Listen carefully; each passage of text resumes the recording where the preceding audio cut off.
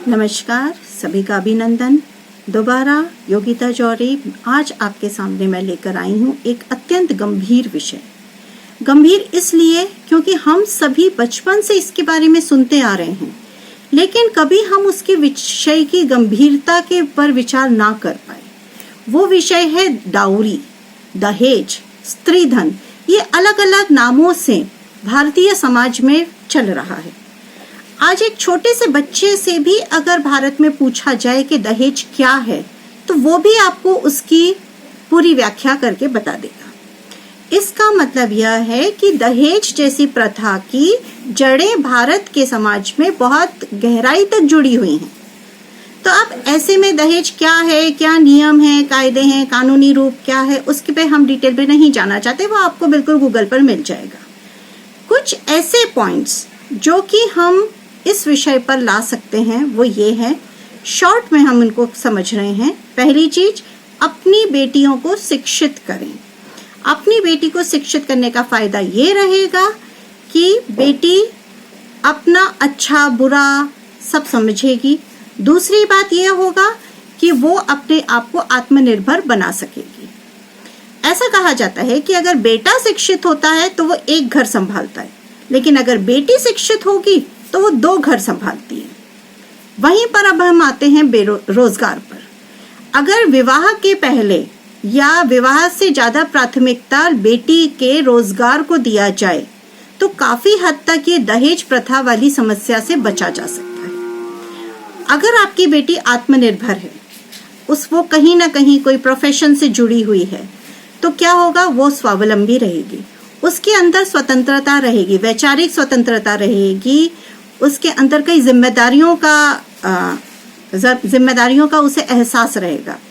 आर्थिक स्वतंत्रता रहेगी और साथ में सामाजिक स्वतंत्रता होने के कारण कि समाज में यदि कोई समस्या उसके पास ससुराल में आती है तो कैसे वो समाज का साथ लेते हुए उसको कैसे टैकल करे, कैसे उससे अपने आप को बचाए और कैसे उस समस्या से बाहर निकले, ये उसको समझ में आ जाएगा। अब एक और बात देखिए, भारत के परिवारों में बेटों को ज्यादा प्राथमिकता दी जाती है, लेकिन होना ये चाहिए कि बेटा और बेटी दोनों को समान अधिकार दिए जाएं बचपन से ही परिवार में। उसके एक तो ये होगा कि बेटी आपकी समझदार होगी, उसको पता रहेगा कि मेरे क्या अधिकार हैं। दूसरी बात ये फायदा रहेगा कि जो आपके घर का बेटा है उसको भी ये समझ में आएगा कि जब बड़े होकर मेरी शादी होगी और मेरी बीवी आएगी तो मुझे उसको कितना सम्मान देना है, कितना सम्मान उसके लिए आवश्यक है, ये भी वो समझेगा और इसका नतीजा दहेज प्रथा के केसेस कम आएंगे। ये बात सभी हम कहते हैं कि दहेज लेना बंद कर देंगे, दहेज देना बंद कर देंगे, लेकिन अभी भी हम देख रहे हैं ये बुराई अलग अलग रूपों में, कभी इसको स्त्रीधन नाम दिया जाता है, कभी उसको उपहार का नाम दिया जाता है, लेकिन अलग अलग रूप में दहेज प्रथा समाज में पाई जा रही है। तो बेहतर यही है कि एक दृढ़ निश्चय लिया जाए कि दहेज नहीं देना है और दहेज नहीं लेना है। ये चाहे बेटी का परिवार हो या बेटे का परिवार हो, जब ये दहेज के विरोध में दोनों में ही जागरूकता आ जाएगी तब अपने आप ही कुछ हद तक ये समस्या कम हो जाएगी। एक और बात मैं कहती हूँ, ये सब चीजें जो अभी तक मैंने बोली आपको लगभग हर किताब में मिल जाएगा और हर किताब एक सिविक्स की बुक में आपको ये लेक्चर टाइप में मिल जाएगा। अब एक बात आ रही है कि यदि कोई वाकई चाह रहा है कि हमें दहेज लेना ही है और लड़की वाले भी चाह रहे हैं कि अगर लड़का हमें अच्छा मिला है, अच्छी नौकरी है, सरकारी नौकरी है या अच्छे परिवार का है, तो हम दहेज दे करके अपनी बेटी का रिश्ता वहां कर दें, तो आगे जाकर के विवाह उपरांत कोई समस्या खड़ी ना हो, उसके लिए कुछ बातें ध्यान रखी जा सकती हैं। एक छोटा सा एक प्रैक्टिकल एग्जाम्पल मैं आपको बताती हूँ। वो यह है कि हम मार्केट में क्या देखते हैं, कोई भी प्रोडक्ट मार्केट में रहता है उसके ऊपर उसकी MRP रहती है। जो कस्टमर है, जो ग्राहक है, वो इस चीज को देखता है कि अगर वो इस MRP पे उस सामान को खरीद सकता है तो वो बिल्कुल खरीदता है, नहीं तो वो कोई दूसरी चीज के ऊपर अपने पैसे को लगाकर अपनी जरूरत पूरी कर लेता है। अगर हम वही मार्केट सिस्टम को विवाह पर लेकर आए तो कैसे होगा? लड़का और लड़की इन दोनों को भी जागरूक होना उसके लिए आवश्यक है। दोनों के परिवार बैठ करके एक निर्णय लें कि विवाह के समय कितने कितना उपहार या कितना स्त्री धन का लेन देन किया जाएगा। चाहे तो उसका एक म्यूचुअल एग्रीमेंट कर सकते हैं। और यदि लड़के ने पहले से बता दिया, वर पक्ष ने पहले से बता दिया कि हमें इतना चाहिए है विवाह के समय, लड़के वालों की अगर क्षमता उतनी होगी तो बिल्कुल वो उस लड़के से अपनी बेटी का रिश्ता करेंगे, और अगर नहीं होगी तो वो तुरंत उस रिश्ते के लिए मना कर देंगे और अपनी बेटी के लिए कोई दूसरा वर तलाश करेंगे। पर ये चीज अगर कर ली जाए तो उससे फायदा यही होगा कि विवाह के उपरांत दहेज के लिए प्रताड़ित करना, ऐसी समस्या ना की जाए या ना आए सामने। इस बात के लिए थोड़ा सा आवश्यक होना जरूरी है। क्योंकि शादी के पहले जो लेन देन के बातचीत करनी है वो कर ली जाए, लेकिन शादी के बाद एक बेटी जो अब आपके घर में बहू बनकर आई है, उसको पूर्ण रूप से सम्मान देना, उसकी सुरक्षा करना, ये वर पक्ष की जिम्मेदारी है। और अगर वर पक्ष इस विषय में फेल हो जाता है या अपनी जिम्मेदारी को नहीं निभा पाता है तो ये तो फिर उस लड़की के साथ नाइंसाफी है। अब आप ये सोचेंगे कि आज अचानक हम दहेज प्रथा वाले मुद्दे को क्यों लेकर आए। उसके पीछे कारण यह है कि टीकमगढ़ में अभी हाल ही में एक घटना घटी है जिसमें एक लड़की का नाम है स्नेहा खरे। उसको दहेज के लिए प्रताड़ित करते हुए उसको जिंदा जला दिया गया और ग्वालियर मेडिकल कॉलेज में ट्रीटमेंट के दौरान उस बच्ची की डेथ हो गई, उस बच्ची की मृत्यु हो गई। अब ऐसे में बात ये आती है कि हम किसको दोष दें। बेटी ने अपने मायके वालों को ये बताया था कि मेरे साथ ये परेशानी आ रही है, लेकिन लड़की के मायके वालों ने उस विषय को गंभीरता से नहीं लिया। शायद वो लड़की में आत्मविश्वास की कमी थी, नहीं तो वो उसी समय पुलिस प्रोटेक्शन या कुछ भी तरीके से किसी भी सामाजिक संस्था से जुड़ करके अपनी इस परेशानी को बता सकती थी ताकि वो बच जाती। इस गंभीर विषय पर टीकमगढ़ की इस घटना पर अनेक सामाजिक संस्थाओं ने कार्रवाई की है, कर रहे हैं। आगे क्या उसका नतीजा होगा, दोषियों को कितनी सजा मिलेगी, इसके बारे में तो वक्त बताएगा। और इसी विषय पर कायस्थ समाज और चित्रांश समाज को मिला करके विभिन्न संस्थाओं के वरिष्ठ लोगों ने अपने विचार इसी विषय पर प्रस्तुत किए हैं।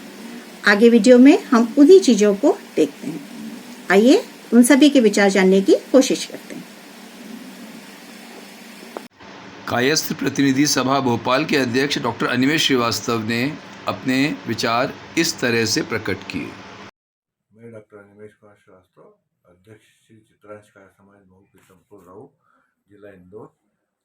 कल टीकमगढ़ की दुखद घटना का घोर विरोध प्रदर्शित करते हुए यह संदेश देना चाहता हूँ कि हम जहाँ सदियों से हमारा पढ़ा लिखा सभ्य समाज जो है दिशा निर्देश देते हुए आ रहा है, और आज इस प्रकार की घटना हमारे ही समाज में, हमारे ही समाज के लोगों के द्वारा अगर किसी बिटिया के ऊपर इस प्रकार का अत्याचार हो रहा है, यह बहुत निंदनीय है।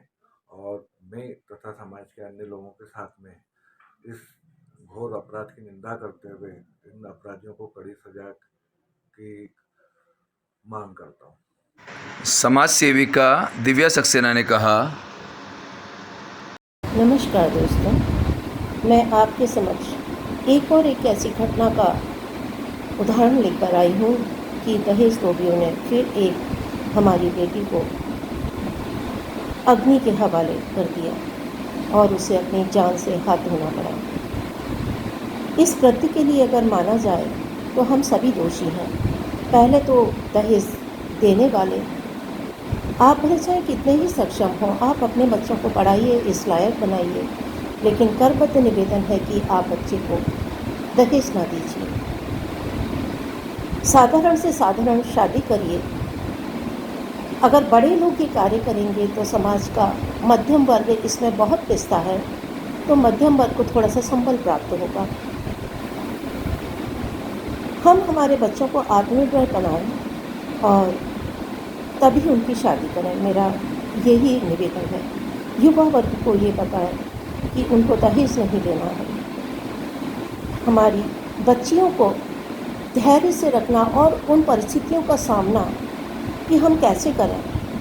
किसी भी परिस्थिति में अगर उनको ऐसा लगता है कि हमारी जान पर आ गई है, तो हम किस तरीके से अपने को प्रोटेक्ट कर सकते हैं, किस तरीके से बचा सकते हैं, ये भी उन्हें सिखाना पड़ेगा। तो पढ़ाई लिखाई ये सब ज़रूरी है, लेकिन साथ में ये भी ज़रूरी है कि हम जान है तो जहान है कि हम अपने आप को कैसे बचा सकते हैं। तो मेरा समाज के सभी लोगों से, किसी भी वर्ग का हो, ये आग्रह है, ये निवेदन है कि आगे आकर हम इस और ऐसा प्रयास करें कि आगे से किसी बच्ची को अपनी जान से हाथ ना धोना पड़े। हालांकि उनको ऐसी सज़ा मिलनी चाहिए कि आने वाला वर्ग ये समझे कि अगर गलती से भी हमने अगर ऐसा कृत्य किया तो हमारा क्या हाल होगा, उसका क्या अंजाम होगा। एक डर होना चाहिए, एक कानून का ऐसा डर होना चाहिए, एक समाज का ऐसा डर होना चाहिए कि आइंदा से अगर हमने ऐसा कृत्य किया, मेरा तो समाज से ये आग्रह है, निवेदन है कि उनको समाज से निष्कासित किया जाए, उनको ऐसी सज़ा दी जाए कि उनकी पीढ़ियाँ याद करें कि कभी हमारे इस तरह से पेरेंट्स ने अगर ये किया था तो उनको ये सज़ा मिली है। मैं युवा वर्ग से, महिला वर्ग से और हमारी बच्चियों से, सभी से मैं ये कहती हूँ कि अपने पैरों पे खड़े हो, स्वाभिमान से अपनी ज़िंदगी जियो और परिस्थिति। एमसीए के छात्र प्रफुल्ल जौहरी ने इस तरह से प्रकट किए अपने विचार। अभी जो ये रिसेंटली किस्सा हुआ है बड़ा दुखद है ये, लेकिन ये तो खैर एक किस्सा है, लेकिन आज के समय में ये ऐसे किस्से दहेज प्रताड़ना के बहुत ज़्यादा होते रहते हैं। आप अक्सर अपने अखबार उठाएंगे, आप कहीं ना कहीं इसका जिक्र देख ही लेंगे। ये जो टॉर्चर है दहेज के लिए, ये ज़रूरी नहीं है हर बार जानलेवा स्तर तक ही पहुँचे। कई बार ये मेंटल टॉर्चर ही रहता है, साइकोलॉजिकल टॉर्चर रहता है, जो कि खुद बहुत हानिकारक है। सवाल ये है कि ऐसे मामले क्यों हो रहे हैं, बढ़ रहे हैं ये मामले, क्यों हो रहा है ऐसा। मेरा ये मानना है कि हम अपने संस्कृति से दूर होते जा रहे हैं। हम भूल जा रहे हैं कि हम वंशज हैं उन पांडवों के जिन्होंने अपनी पत्नी के सम्मान के लिए इतना बड़ा युद्ध लड़ लिया। अर्जुन ने अपने पूज्य गुरु द्रोणाचार्य से लड़ाई ले ली, पांडवों ने अपने पूज्य पितामह के खिलाफ युद्ध लड़ा। हम भूल जाते हैं कि जो लड़की आपके यहाँ बहू बन के आई है वो किसी की बेटी है, उसकी भी फीलिंग्स हैं।